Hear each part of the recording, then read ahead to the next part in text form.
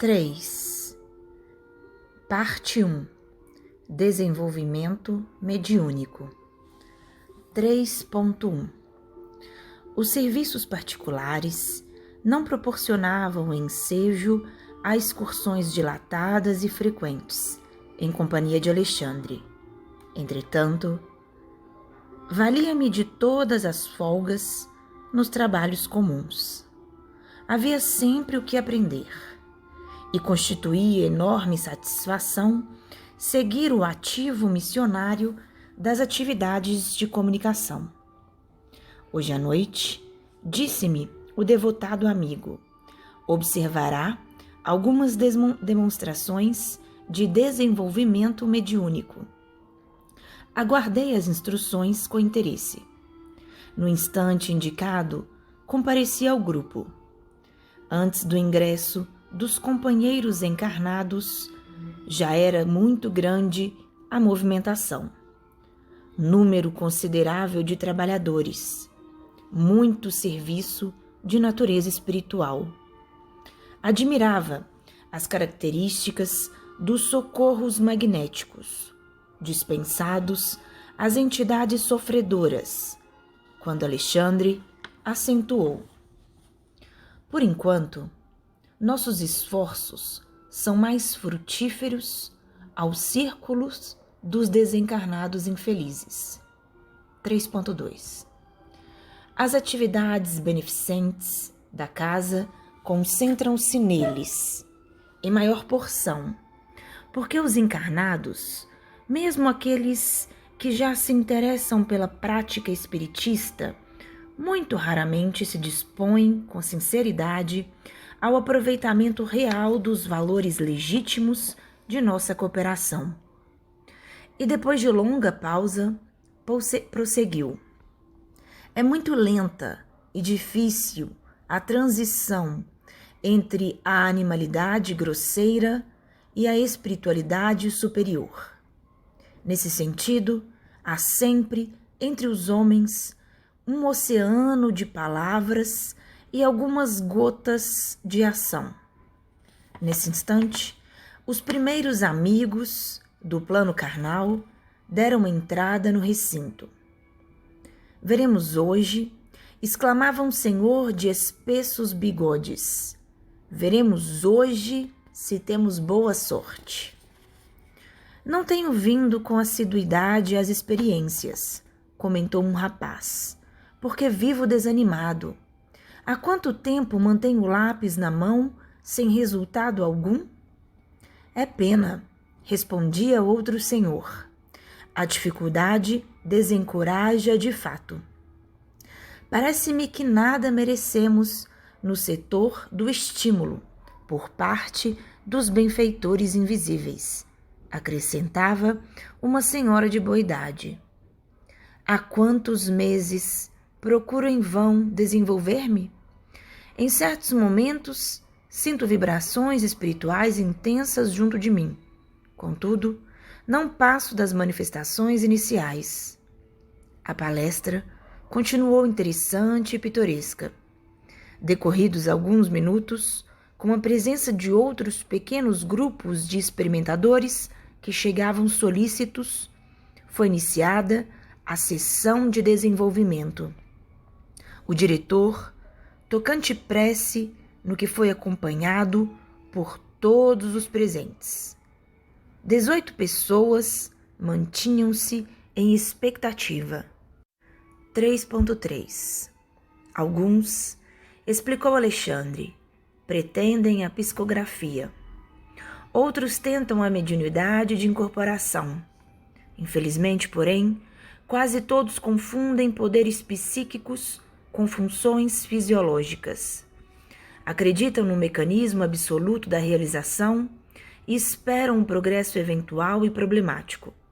Esquecidos de toda a edificação da alma, esquecidos de que toda a edificação da alma requer disciplina, educação, esforço e perseverança. Mediunidade construtiva é a língua de fogo do Espírito Santo, luz divina para a qual é preciso conservar o pavio do amor cristão, o azeite da boa vontade pura. Sem a preparação necessária, a excursão dos que provocam o ingresso no reino invisível é quase sempre uma viagem nos círculos de sombra. Alcançam grandes sensações e esbarram nas perplexidades dolorosas. Fazem descobertas surpreendentes e acabam nas ansiedades e dúvidas sem fim.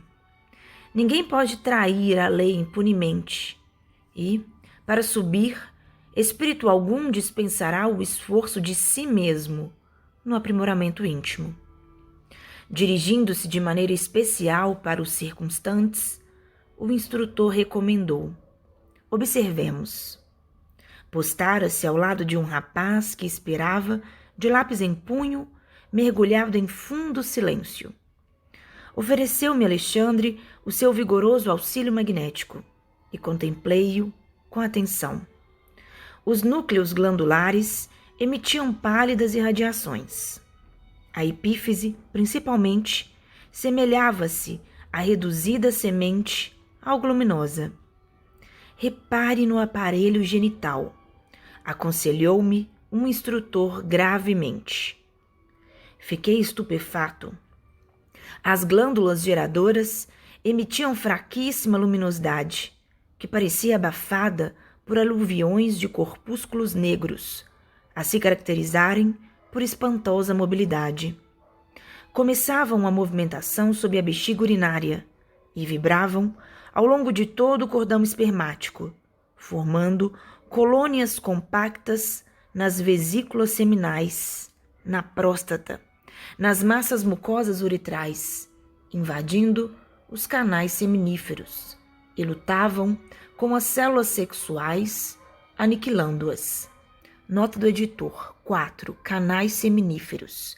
Pequenos canais localizados nos testículos, cujas células de suas paredes internas estão implicadas na formação dos espermatozoides.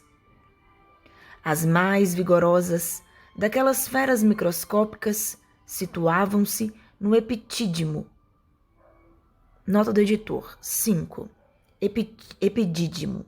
Estrutura alongada em forma de cordão, destinada a coletar, armazenar e transportar os espermatozoides produzidos pelos testículos, no qual absorviam famélicas os embriões delicados da vida orgânica. Estava assombrado. Que significava aquele acervo de pequeninos seres escuros? Pareciam imantados uns aos outros, na mesma faina de destruição. Seriam expressões mal conhecidas da sífilis? Enunciando, grande e semelhante indagação íntima, explicou-me Alexandre, sem que eu lhe dirigisse a palavra falada. 3.4 Não, André. Não temos sob os olhos o epiroqueta de Chaundin. Nota do editor: epiroqueta de Chaundin. O mesmo que Treponema pallidum, bactéria espiralada responsável pela sífilis. Não, André. Não temos sob os olhos o epiroqueta de Chaundin, nem qualquer nova forma suscetível de análise material por bacteriologistas humanos. São bacilos psíquicos da tortura sexual, produzidos pela sede febril de prazeres inferiores. O dicionário médico do mundo não os conhece, e na ausência de terminologia adequada aos seus conhecimentos, chamemos-lhe larvas, simplesmente. Tem sido cultivado por este companheiro, não só pela incontinência no domínio das emoções próprias, por meio de experiências sexuais variadas, senão também pelo contato com entidades grosseiras que se afinam com as predileções dele, entidades que o visitam com frequência, à maneira de imperceptíveis vampiros. O pobrezinho ainda não pôde compreender que o corpo físico é apenas leve sombra do corpo perispiritual. Não se capacitou de que a prudência em matéria de sexo é equilíbrio da vida e, recebendo as nossas advertências sobre a temperança, acredita ouvir remotas lições de aspecto dogmático exclusivo no exame da fé religiosa. A pretexto de aceitar o império da razão pura, na esfera da lógica, admite que o sexo nada tem a ver com a espiritualidade, como se esta não fosse a existência em si. Esquece-se de que tudo é espírito, manifestação divina e energia eterna. O erro de nosso amigo é o de que todos os religiosos que supõem a alma absolutamente separada do corpo físico, quando todas as manifestações psicofísicas se derivam da influenciação espiritual.